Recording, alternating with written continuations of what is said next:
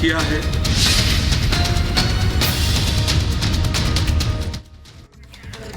तो सुप्रिया श्रीनेत ने जिस तरह से नक्सलियों को शहीद बताया, उसके बाद अब किस तरह से कांग्रेस चौतरफा घिर चुकी है। शिवराज सिंह चौहान ने भी साफ तौर पे कहा कि कैसे ये एक तरह से दुर्भाग्यपूर्ण बयान है। कांग्रेस हमेशा ही नक्सलियों आतंकियों का महिमा मंडन करती है, देश कांग्रेस को माफ नहीं करेगा। तो बड़ा हमला शिवराज सिंह चौहान ने भी बोला है सुप्रिया श्रीनेत के उस बयान को लेकर के, जहां पर एनकाउंटर होता है नक्सलियों का छत्तीसगढ़ में, लेकिन आंसू बहाए जाते हैं कांग्रेस की ओर से। अब शिवराज सिंह चौहान कैसे हमलावर है, सुनिए जरा। इससे बड़ा दुर्भाग्यपूर्ण कुछ नहीं है। कांग्रेस हमेशा नक्सलियों आतंकवादियों को महिमा मंडित करने का पहले भी पाप कर चुकी है। इसके लिए देश कांग्रेस को कभी माफ नहीं करेगा।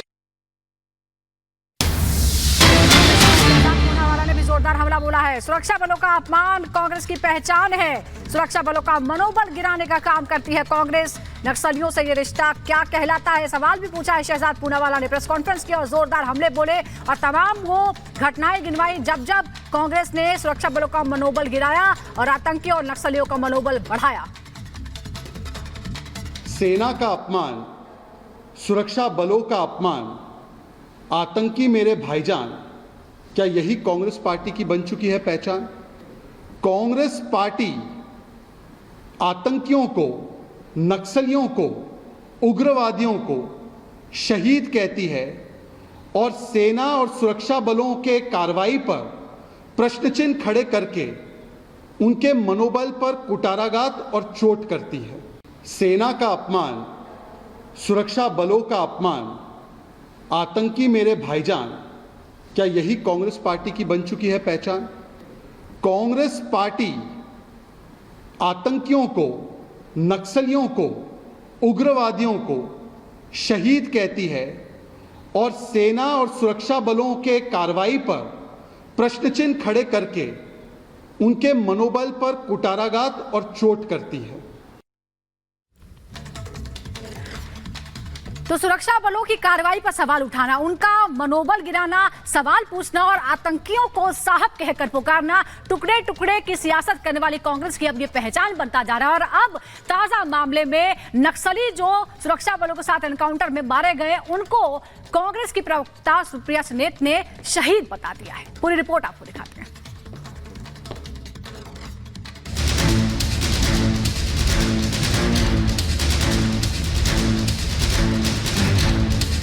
और उन सब लोग जो शहीद हुए, हमारे सुरक्षाकर्मी भी कुछ घायल हुए, उन सबको हमारी संवेदनाएं। सुनिए ये बयान, कैसे कांग्रेस की सीनियर प्रवक्ता नक्सलियों को शहीद बताकर संबोधित कर रही है। इस बयान से लगता है कि कांग्रेस नक्सलवाद का समर्थन करती है। कहीं न कहीं इस बात की ओर इशारा हो रहा है कि उनकी ये सोच टुकड़े टुकड़े वाली है। इस बयान में कहीं न कहीं देश विरोधी सोच दिखाई दे रही है। लोकसभा चुनाव के पहले चरण में छत्तीसगढ़ के नक्सल प्रभावित इलाके में वोटिंग होनी है, लेकिन उससे पहले ही 29 नक्सलियों का सफाया हो गया, जो कांग्रेस को इतना नागवार गुजरा कि इस मुठभेड़ को ही फर्जी बता दिया। यहाँ तक तो ठीक था, लेकिन कांग्रेस का असली चेहरा तो तब सामने आया जब कांग्रेस की प्रवक्ता सुप्रिया श्रीनेत ने नक्सलियों को शहीद बता दिया। लगता है इसकी बिल्कुल गहन जांच होनी चाहिए और उन सब लोग जो शहीद हुए, हमारे सुरक्षाकर्मी भी कुछ घायल हुए, उन सबको हमारी संवेदनाएं हैं। कांग्रेस के इस नक्सल प्रेम पर छत्तीसगढ़ से लेकर दिल्ली तक के बीजेपी नेता हमलावर हैं और सवाल कर रहे हैं कि क्या कांग्रेस में वामपंथी हावी हो गए हैं? क्या कांग्रेस को लेफ्ट विंग चला रही है? ऐसे तमाम सवालों का जवाब खुद उन्हीं के पार्टी में रहे सीनियर नेता ने दिया था। दरअसल कांग्रेस छोड़ने के बाद संजय निरुपम ने इस बात का खुलासा किया था कि कांग्रेस में वामपंथी विचारधारा के नेताओं का वर्चस्व बन चुका है। पूरे कांग्रेस पार्टी पे लेफ्टिस्ट अप्रोच भर गया, हावी हो गया। आदरणीय राहुल जी के आसपास भी बड़े पैमाने पर लेफ्टिस्ट लोग, ये लेफ्टिस्ट हो सकते हैं जो अयोध्या में अगर रामलला विराजमान हो रहे हैं तो उनका सिरे से विरोध करेंगे। सिर्फ लेफ्टिस्ट ऐसा सोचता है। लोकसभा चुनाव के लिए कांग्रेस ने अपना घोषणा पत्र जारी किया था, जिसे न्याय पत्र नाम दिया गया था। इस पत्र में कांग्रेस आर्थिक मोर्चे पर अपनी गलतियों को सुधारती दिख रही है, तो सामाजिक मुद्दों पर वामपंथी विचारों से ओतप्रोत नजर आ रही है। ये वामपंथी सोच ही है कि कांग्रेस जातिगत जनगणना कराने और आरक्षण 50% से ज्यादा करने का वादा कर रही है। कांग्रेस के न्याय पत्र जारी होने पर पीएम मोदी ने भी हमला बोला था। पीएम मोदी ने एक रैली में इसे मुस्लिम लीग की छाप बताने के साथ ही वामपंथी हावी होने की बात कही थी। कांग्रेस के घोषणा पत्र में वही सोच झलकती है जो सोच आजादी के आंदोलन के समय मुस्लिम लीग में थी।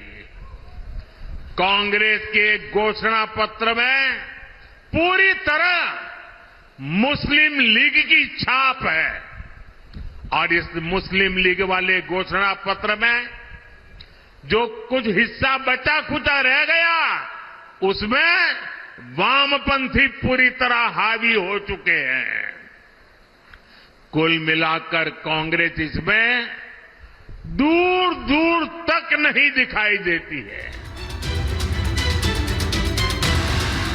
ये कोई पहला मौका नहीं है जब कांग्रेस देश विरोधी आतंकवाद, टुकड़े टुकड़े विचारधारा रखने वाले लोगों के साथ खड़े दिखाई देते हैं। और अब नक्सलियों को शहीद बताना कांग्रेस की चाल, चरित्र और चेहरे को उजागर कर रहा है।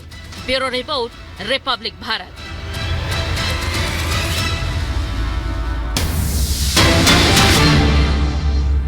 में आ गई, लेकिन कांग्रेस क्यों शहीद बता रही है नक्सलियों को? किस तरह की मानसिकता है? उनको हमेशा 10 साल के बाद मालूम पड़ता है। रामनवमी में पूरे देश में उत्साह था, लेकिन वहीं मुर्शिदाबाद में शोभा यात्रा पर फिर से टारगेट किया गया। बहुत दुर्घटनापूर्ण है। ये भीड़ का जो उत्साह है वो किस तरफ इशारा कर रहा है? 400 पार की ओर कर रहा है। फिर से एक बार गुजरात में 26 की 26 सीटें भारतीय जनता पार्टी जीतने जा रही है। गांधीनगर में 5.5 लाख से ज्यादा आपने जीत का अंतर रखा था, इस बार क्या टारगेट है? हम इससे भी बड़ी लीड के साथ इस बार जीतेंगे।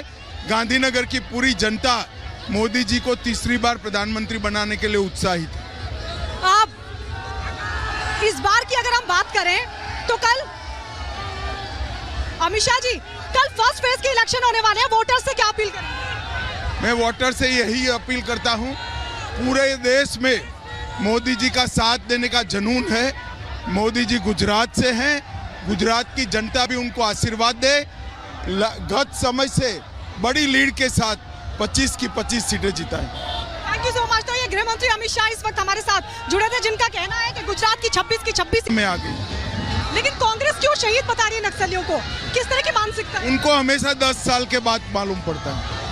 रामनवमी में पूरे देश में उत्साह था, लेकिन वहीं मुर्शिदाबाद में शोभा यात्रा पर फिर से टारगेट किया गया। बहुत दुर्घटनापूर्ण है। ये भीड़ का जो उत्साह है वो किस तरफ इशारा कर रहा है? 400 पार की ओर कर रहा है।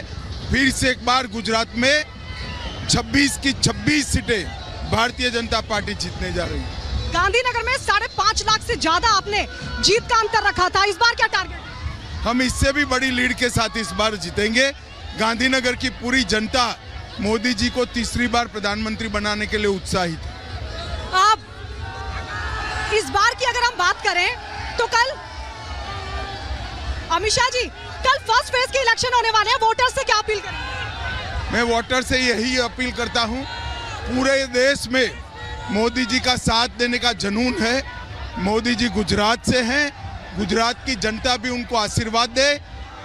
गत समय से बड़ी लीड के साथ 25 की 25 सीटें जिताएं। Thank you so much. तो ये गृह मंत्री अमित शाह इस वक्त हमारे सहयोगी गायत्री ने गृह मंत्री अमित शाह से बात की। गायत्री हमारे साथ जुड़ी हुई है। गायत्री, गृह मंत्री ने साफ तौर पर कहा कि कितना दुर्भाग्यपूर्ण है मुर्शिदाबाद की घटना और शहीद बताना। ये भी कह रहे हैं कि हर कुछ साल बाद कांग्रेस इस तरह की हरकतें करती है।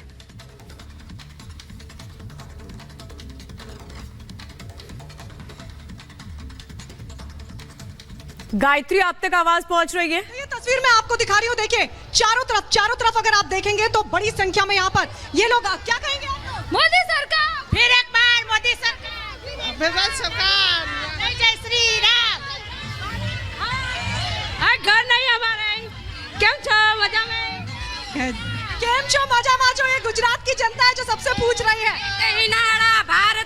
मोदी सरकार, मोदी सरकार।